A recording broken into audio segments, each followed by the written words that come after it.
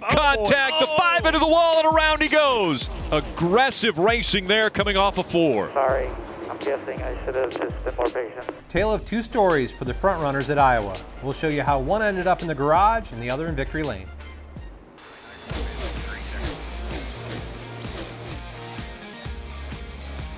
Welcome to a new episode of NASCAR Inside the Race, presented by Consumer Cellular. I'm Todd Gordon, and in for Steve Letarte today is Luke Lambert, crew chief for the 77 car. We just came off of an Iowa race, partial repave, tire concerns on Friday. Your takeaways from the weekend? You know, it was a very unexpected weekend for a lot of reasons. There were a lot of things going into the weekend that were big unknowns. That partial repave was something that we didn't know what to expect, and so we experienced a lot of things happening throughout the weekend where we were having to figure out how the race was going to unfold and how the weekend was going to change as we were there. So it was a weekend full of unexpected surprises, and you know, everybody had to manage their way through it. And you look at the partial repave, new asphalt, you think tons of grip, but new asphalt brings challenges with itself, right?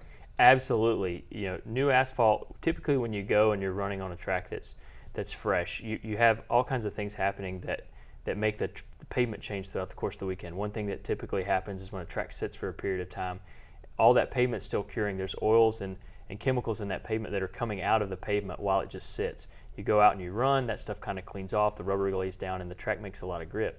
When you let the track sit for a long period of time in between sessions, the track gets really, really slick when all those chemicals come to the surface. And so we saw that every single time that we had a new session start during the weekend. Do you feel like this place should get a full repave? Does the top lane come in? Do the straightaways come in? Or do we like where we got the racetrack too? You know, it's a difficult conversation because I actually thought the race that we had on Sunday with the partial repave was a really entertaining race. I thought it was exciting, a lot of things happening, a lot of good racing on the restarts. The one thing that I think going into the weekend that I would have really liked to have seen them do was pave the top lane, get all the way to the wall. This used to be a racetrack that you'd rip the wall, you'd be up there running it before they repaved the bottom. Yeah, 100%. It's difficult now though to say if we should do that because we had the race there and it was a pretty good race. Guys could run 2, 3, even saw 4 wide on the restarts.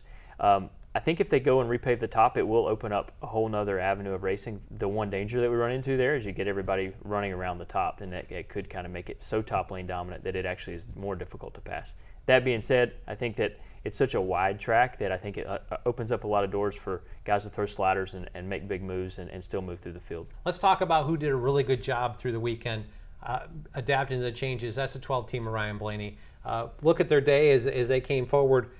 Really started well, qualified well, just missed the pole with Kyle Larson going last and led a lot of laps. Yeah, they obviously did a great job in practice, hitting the balance perfect. Going into qualifying and getting it right for the race. They started out strong and they were able to get themselves in clean air and really protect and dominate and control the race for the first half of the race. And Ryan was really able to wrap the bottom. That's to me the takeaway as I watched the race. Let's go back and show a little bit of this. And it worked for him as the race went on. Really could work his way forward and just pass cars where they weren't. 100%. You know, one of the themes that we saw during the weekend is big balance changes for every race car in the field from the start to the end of the run. So what you needed your balance to be for the first few laps of the run had to be, in most cases, really loose and too loose for most guys so that you were turning well enough later in the run. They did a really good job of striking that balance just right and having the car rotate and be able to turn the center and drive straight up off the bottom with a lot of speed. And that allowed them to open up that inside lane and use it to get by guys. Fourth and end of stage 2, a slow pit stop. I think an 11.3 put him back to 10th or 11th. Final caution comes out. Jonathan Hasser, pretty aggressive call. They found themselves in a spot at the start of stage 3 that they hadn't really been in all day.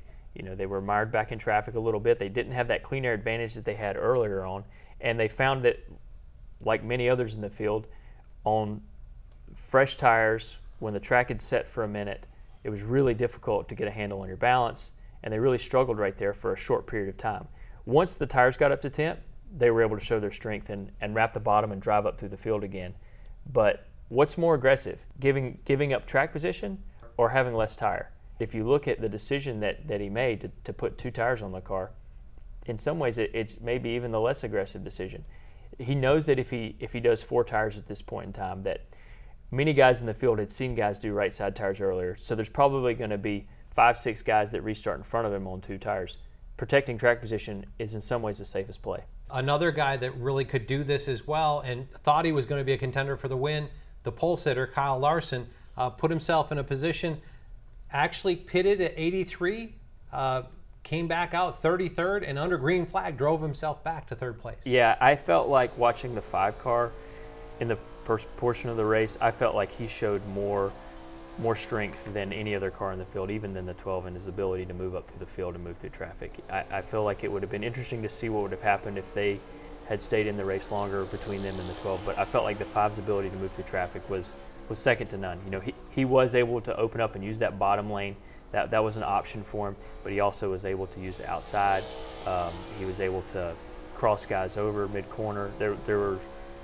Their ability to have flexibility in where they needed to run was more than anybody else, and that's what it takes to pass. And when you looked at it, their day kind of unraveled around a restart at lap 218. Let's go back to this. This is the in-car of Kyle Larson at lap 217, coming to the choose zone of that 218 restart. Yeah, I think this is going to be an opportunity where Cliff Daniels and Kyle Larson are going to look back and they're going to wish they had this moment back to remake this decision. We paused this here because there's some decisions to be made, right? Yeah, so what we're looking at is here's where our choose cone's at. These guys are approaching the choose cone. Up here on the top, you've got Kyle coming into this zone as the 4th car. These 2 guys right here. That's Chris Buescher and Todd Gilliland. They've stayed out, so these are stay out cars. And then over here, we got the 6th car. He's a 2-tire car. That's Brad Keselowski. So here we are with a decision to make. We know that both of these cars, or all 3 of these cars in front of us, are going to be on a worse tire situation. My thought is what the 5 sees happening here is he sees all these cars with worse tires, and he feels like the biggest strength and opportunity for him is to be able to use that outside lane. He feels like that outside lane is going to be dominant. He's going to be able to keep that closed up, and the outside lane will just roll by the inside. So here's playing the restart from that position that we just documented. You see the 4 car, the 5's already gotten that lane back. He's up to where he would have been just on the outside. Yeah, he's planning to keep this outside lane shut off and not allow that 6 to get in line. He doesn't quite get the squirt off the corner he needs right here, and the 6 is able to squeeze himself in and chop him off, get into the corner. Brad made a pretty aggressive move there, and Kyle Larson makes one. Let's pause this here. As you look, Kyle Larson making the move to the inside of the 6 car. Your fender to quarter panel touching there, and the 99 car on the bottom is right there. Really, Daniel Suarez, I don't feel like was going to the bottom. He entered this corner, going to run the middle, and Kyle Larson's trying to wedge his way into it. Yeah, Kyle's being aggressive. He's sitting here thinking, I've got all these guys up here on older tires. I've got to do what I have to do to get around them and move on forward. He sees an opportunity open up where he can squeeze in the middle, and he jumps on it. Ultimately, it's pretty aggressive and puts him in a bad situation here. Yeah, definitely a situation that ended his day and put him in the garage. When you look at this run, Kyle Larson is not in a lane. He's kind of in between the middle and the top, kind of wedged his way in there. If you looked at, this is the bottom. Daniel Suarez isn't on the bottom. He's in the middle, and that puts him in a position here where they're kind of tight coming to this zone. Daniel entered the corner committed to not run the bottom, try to keep the middle shut off, and that committed him to being able to need to use more racetrack on exit than what was going to be available with the 5 car there. If you look here, we stopped this here. Here's the seam of where the new asphalt and the old asphalt transitions. That's all that black that's behind it. That's really good grippy asphalt, and especially this deep into the race. The transition off of this, you're going to come off a grip, and when you come off of that, things kind of go sideways for the 99 car here.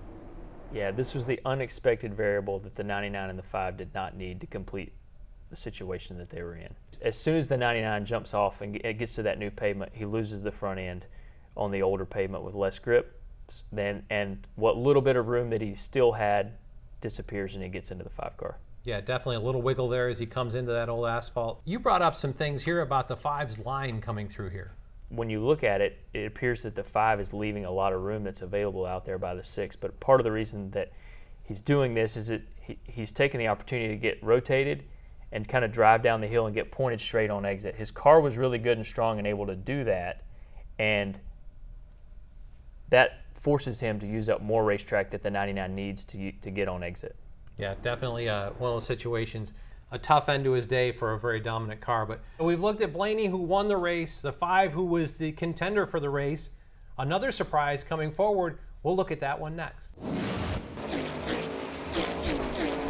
Hey race fans, Corey the Joy here. Join Ryan Flores and myself for Stacking Pennies each week. I'll break down my race and explain what happened right out of my windshield. Plus, we award the Dogs of the Week for the best pit crews and go in-depth on all the money stops, pit road mistakes, and penalties. And we've got a ton of guests. We have SVG stopping by. We had Ricky Stenhouse after he punched Kyle Busch in the face. We've had Bubba. We've had all sorts of guys in here in the Nonsense Garage, so you do not want to miss it.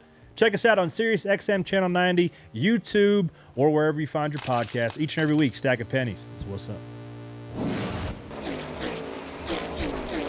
We saw a car that ran outside the top 20 for the first half of the race, turn that into a top 5 finish. Let's dive into what the 47's day looked like. When you pull this graph up and bring it forward, pretty much outside the top 20 first half of the race. Pretty interesting couple of points here. Yeah, right here at the end of stage 1, they find themselves in a spot where the options that they have left completely change. They have a bad stop there under that pit stop cycle. Yeah, if you look at that, let's go back and let's take a look at that. Slow stop ended up being, I think it was really 17 seconds or something in that range. Right front here. Doesn't get tight when they drop the jack, have to go back. Yeah, get hung up on the right front. Got to take the time to go back up, get that nut back off, get it re-indexed, and then tighten it up.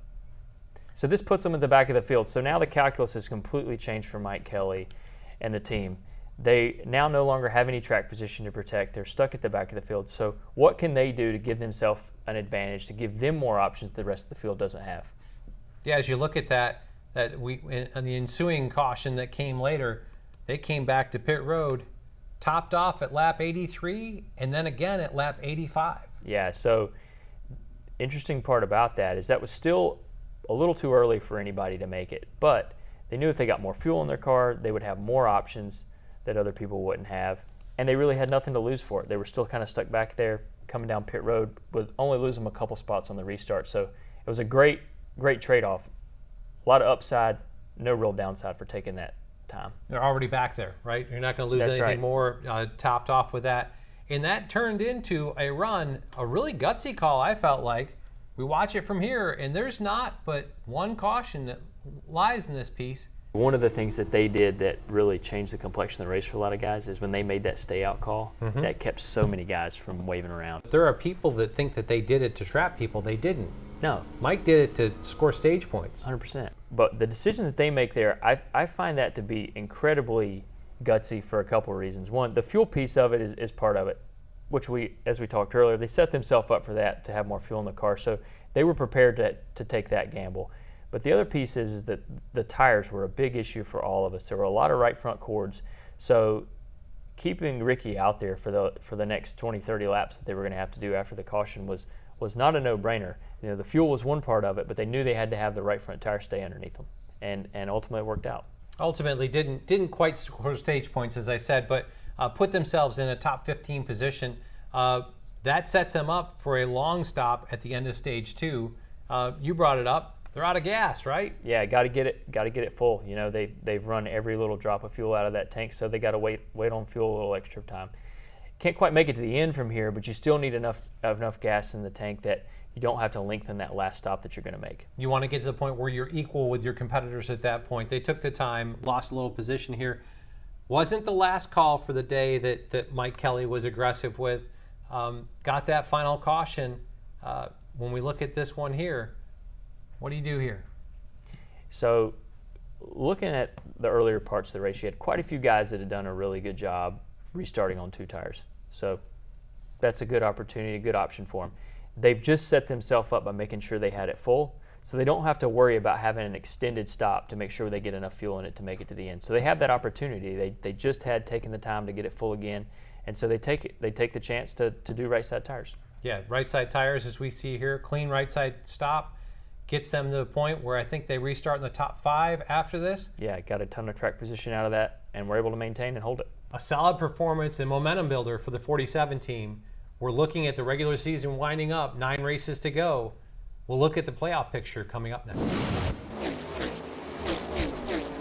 I'm Ryan Flores. Join Kim Kuhn and myself each and every week right here at Around the Track. Whether you are going to the racetrack or watching from home, we get you ready for all things national and regional level. And we'll tell you who and what to watch for each week. Plus, we get you ready for the weekend at the racetrack, and Erica will help you place your bets to win some easy money. Be sure to check out Around the Track every Wednesday on NASCAR's YouTube channel. We're more than halfway through the regular season and playoff spots are filling up. Let's take a look at the playoff standings, starting from the bottom up with contenders. This is the bottom 12 positions here.